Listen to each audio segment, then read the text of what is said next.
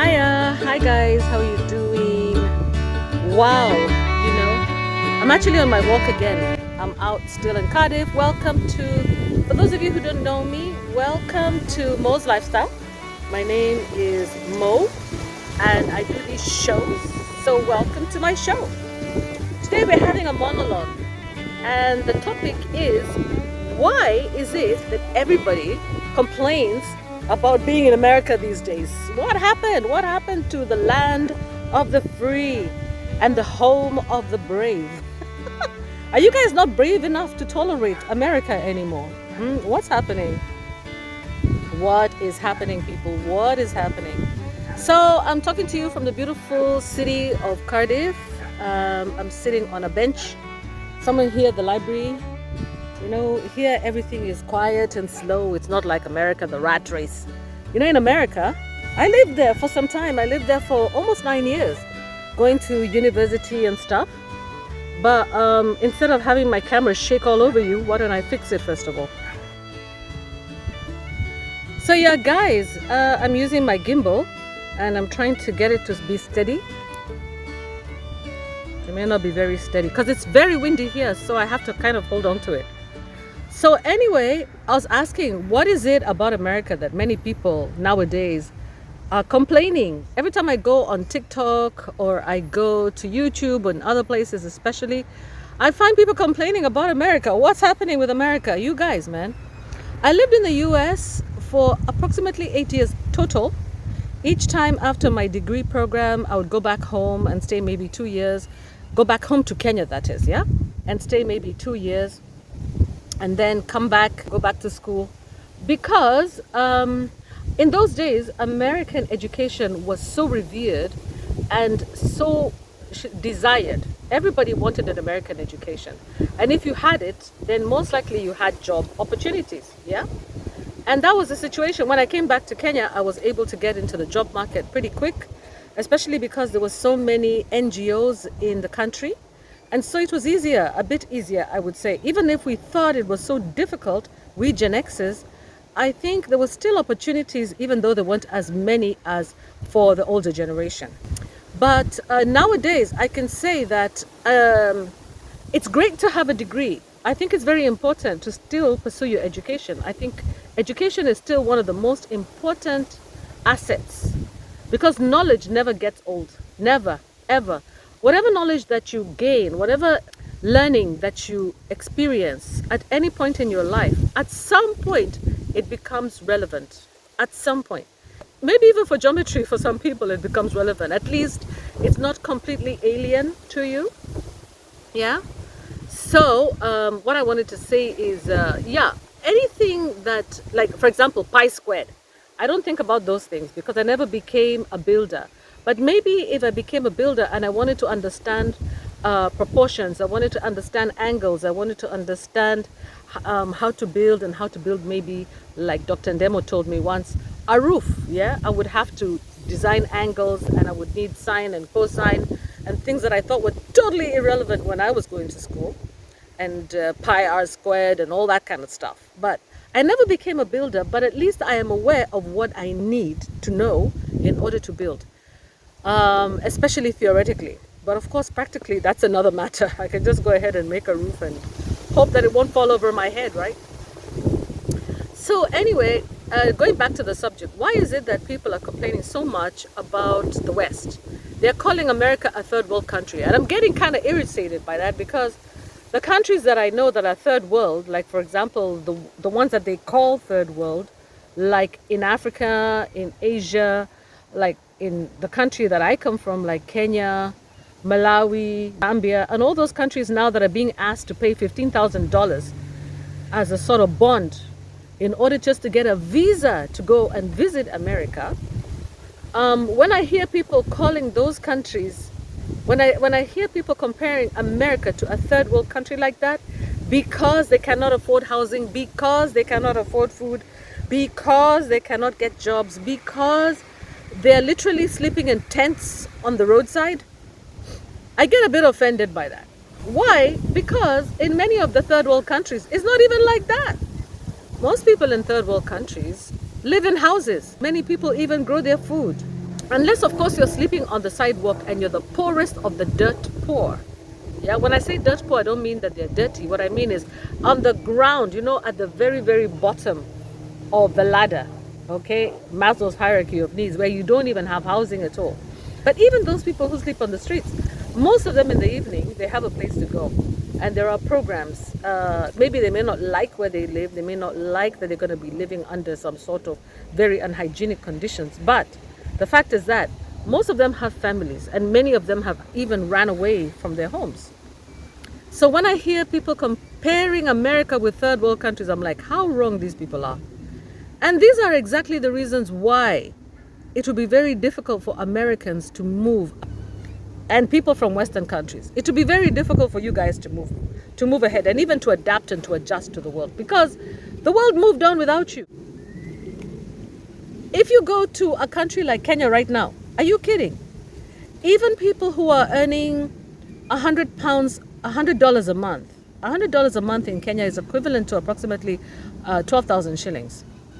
They can find a house to live in for, for something like about $20 a month.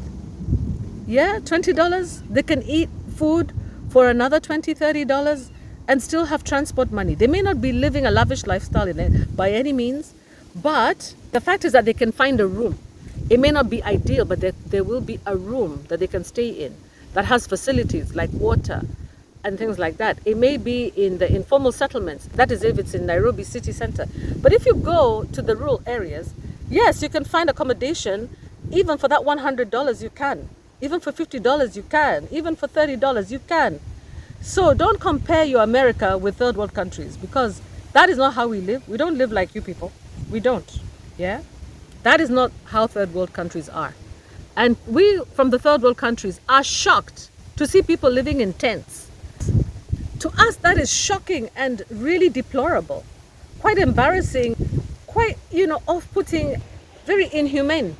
And I believe many of the Africans around can actually agree with me that, hey, we don't live in tents. You won't find people staying in tents and stuff, yeah? That is totally ridiculous. Unless, for example, let's say they're going for an excursion, then you'll find them living in tents. Otherwise, no. Now, I was looking up America and wondering to myself, when did America change and become this country that is so expensive and livable, where young people are finding it so difficult to find jobs, even older people? When did that country change so much from the time that I was in America? I was in the US in the 80s. I first arrived in 1987 and I left the first time in 91. Then I came back in 93 and stayed until 97. Okay? Then I went back to Africa. I went back to Africa, they say. But I went back to Kenya in the late 1990s, yeah? Sorry about it, that it's a bit windy here, but it's really pretty outside here. I love Cardiff, it's so pretty.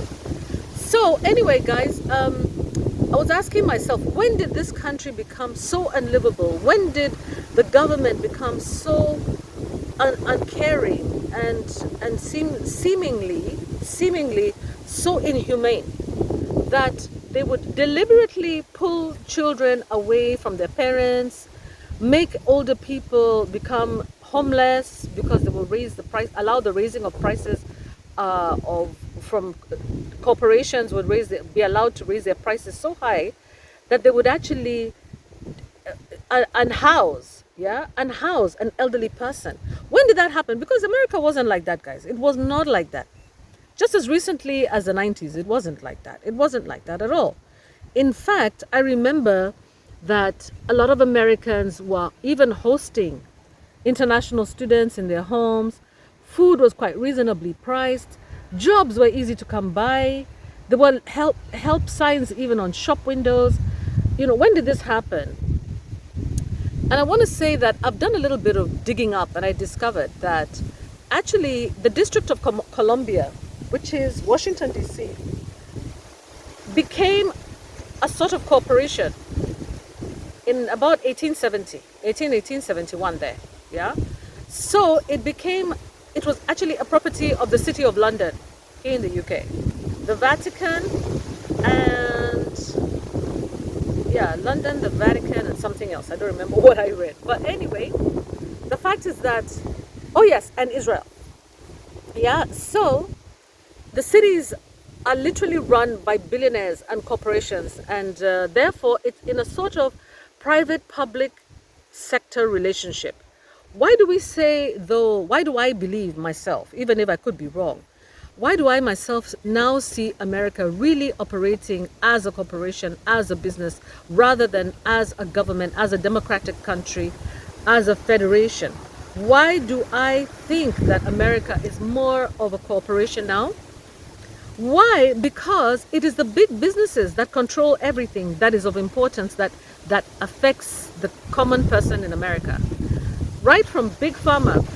Big Pharma is a big corporation, and it actually funds elections. It funds the campaigns of the people that they want to be in power, and they are huge. And one of the people who said that they're experiencing reverse culture shock mentioned the fact that the pharmaceuticals are big on advertising in the US. Yeah, they advertise so much to the point where I remember myself, even myself, by the way, that I knew almost the names of all the drugs that were available for certain conditions. Yeah? Like if you have a headache, I knew how many 3 or 4 different drugs that I could take. How did I know that except for advertising? Yeah? As a young person in university who was literally, quite healthy, how did I get to know all that? So the first one is Big Pharma. The second one, which is one of the biggest funders, corporation-wise, is the banks.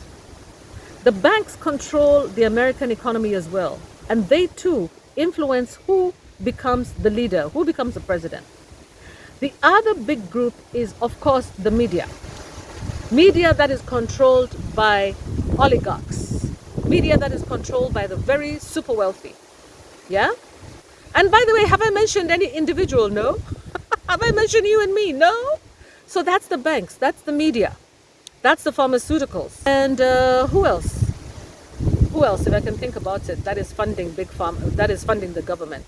Of course, the billionaires, the oligarchs, the people who have all the money. Yes, big corporations, the big car companies, car manufacturers, oil companies, mining companies. Those are the people that are running the government of the US.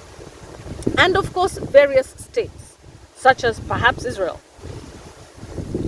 You do with that what you want to do with it.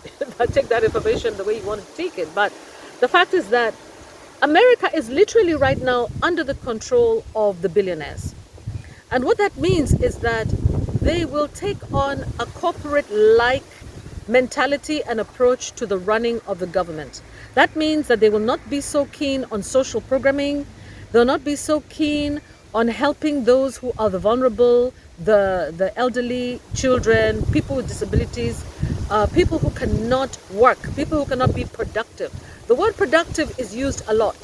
The word reaching your goals, deadlines, those kinds of words, checking in, into your workplace, signing into your workplace. People brag about working 40 hours, not more than 40 hours a week. They brag about working 75 hours a week. That means that they hardly sleep. That's America for you. If you come here to the UK is also run by the oligarchs, definitely. It is run by the big pharma. It is run by banks, especially the service sector, which is mainly the banks.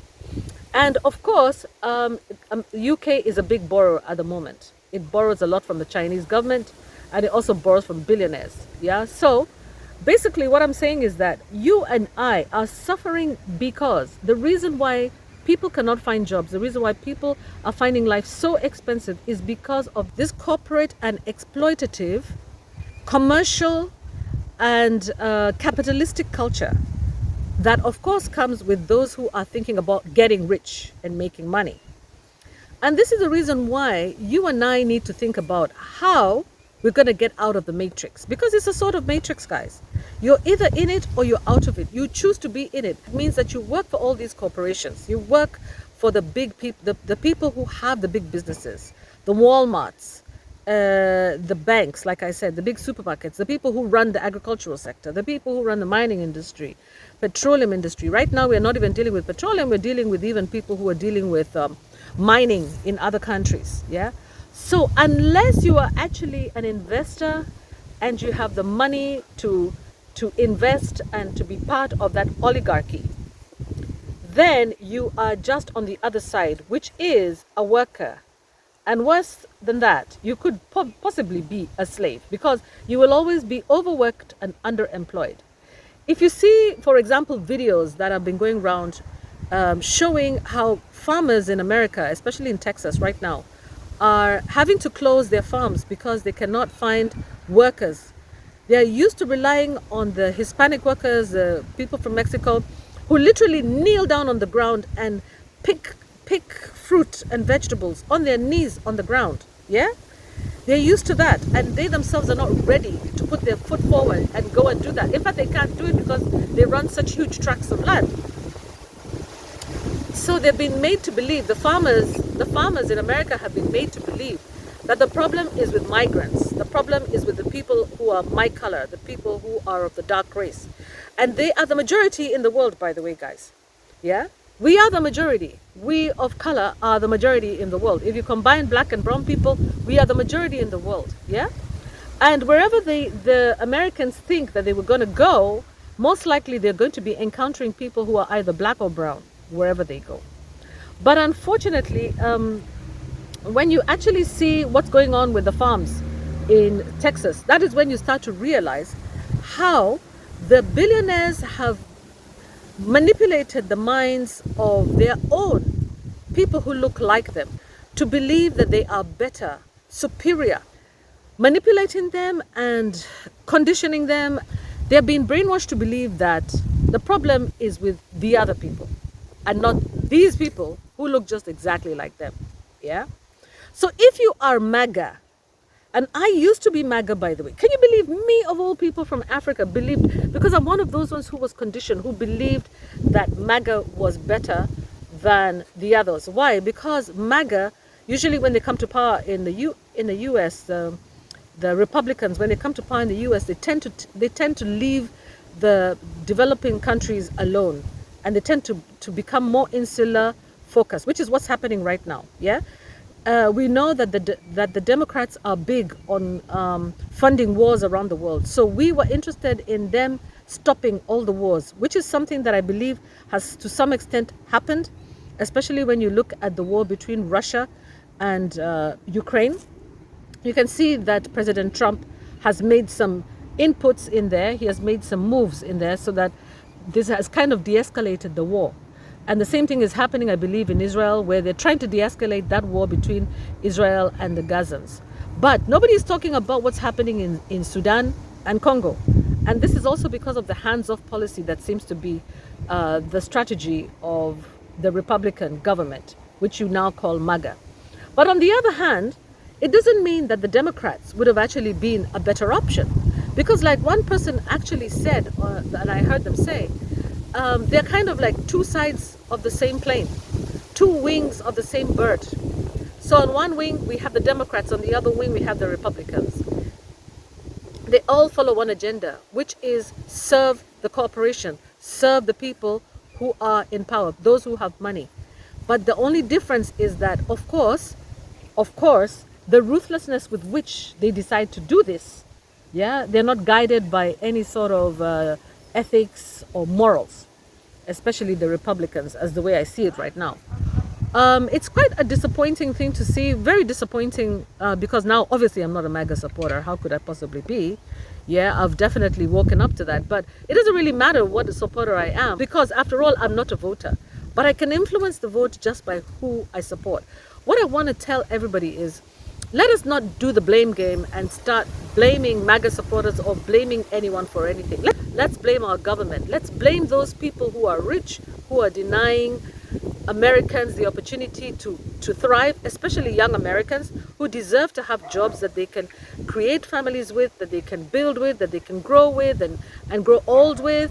And, you know, blame them. But further than blaming them, the answer to our problems actually lies within us. Each individual has to look into the future and say, what am I willing to live with, and what am I willing to give up, to sacrifice? The one thing that I'll never be able to sacrifice is my family. So that is a no-go zone. That is, you know, that one is not disputable. That one is not something that is a non-negotiable. So relationship with my family, that one is a non-negotiable. So my first priority is my family. My next priority is what? My next priority is to live a peaceful existence, which means that I can do without a lot of material things. If you look at the society of Japan at the moment, right now Japan has been termed a low desire society. There was a time they were just like America with all their big oligarchs consuming. They were a very consumerist society at some point until they realized that there's a price to pay with consumerism. There's a price to pay with the desire for riches and big things, which is with your health, with your relationships, with your time, and with your lower quality of life. And therefore, the Japanese now are actually termed as a low desire society, which means that they don't care whether the majority of them don't have the same level of desire. Like, for example, the Chinese, who have just come quickly into money because they are the global manufacturer of this world. They are the global workshop. So we still see the Chinese kind of trapped into this consumerist culture. But at some point, it's going to get old and meaningless. It will get old and meaningless. And therefore, we need to get to that point where we say to ourselves, what can we live with and what can we live without? Can we not live without? We need good food, we need clean air, we need fresh air, we need peace of mind, we need fresh water, we need relationships, we need to be able to relate with other people, we need, what else do we absolutely need? We need rest, we need work so that it's meaningful, we need to be creative, we need to be individual. We came to this world to do something with our lives, isn't it? Yeah? So we need fulfillment. We, like Maslow's hierarchy of need, we need self-expression. Yeah, he talks about the basics, which are housing, food, shelter, education. Those are very important, yes. And at the very top is what? Self-realization. Being able to realize yourself. But why do we have to wait until we have education to be self-realizing? We should be self-realizing at every stage. As we are seeking our housing, as we are getting clothed and eating and housed, we are self-actualizing, we're self-realizing, we're perpetuating. Each one of us is individual, each one of us has something unique to contribute to the world. So what I can say from today is, with my little monologue, yeah, and it's a monologue today, guys, is that we should all be in reflection mode at the moment and say to ourselves, we are living in a world that has become more of a corporation and that is very aloof and distant from our humanity. And this doesn't just apply to America, it applies to most countries. Unless they choose to be socialist, unless they choose to share, unless they choose communion with others. So there are some countries, for example, in the Nordics, the Scandinavian countries, that have decided to do things like have social credit, and not social credit, but a sort of like a salary for everybody, a basic amount of money that they give to families and individuals. Whether or not you have a family, they'll give you a basic amount of money to survive. Yeah, they're willing to share that with individuals. So at least for those ones, I can say that they're realistic. Yeah, they're realistic, and those are the kinds of countries that make it easy to survive and to live. But countries like America, where they're willing to see people living in tents and be okay with it, and normalize that kind of thing, normalize $1,000 to $2,000 rides by an ambulance to a hospital, that is completely unsustainable life, guys. It's unsustainable. And this is the reason why so many people are leaving and moving. And if you want to move to another country, just remember, like I said earlier, you will find mostly brown and black people on the other side.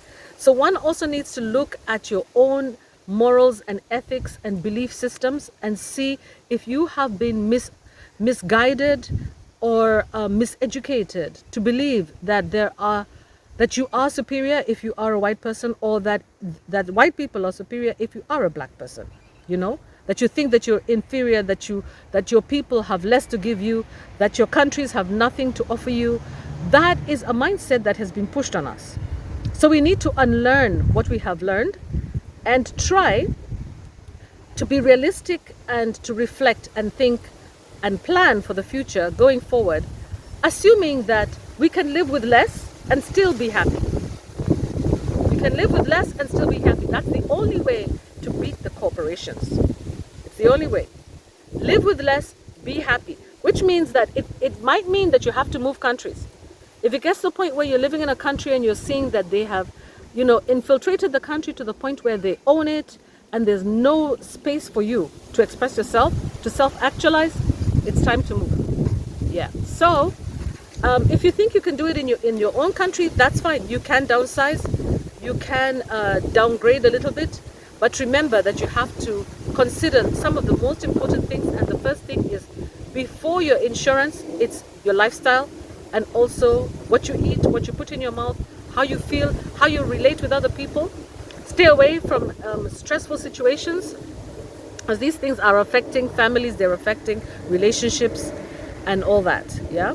And if you find that you're in a situation or in a relationship where it's not bringing out the best in you, then maybe it's time to reconsider. It's time to reconsider how things are working out with your partner or in your environment, and see how you can work together but differently. Work together but differently. In other words, still support one another, but in using a different mode. Yeah. So with that, I'd love to hear your views about this, guys, because this is about the world becoming capitalistic. Where capitalism gets to the point where it starts to eat its own children.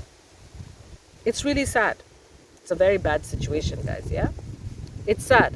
Where capitalism and capitalistic attitudes and approaches get to the point where they have what we call a diminishing value of return.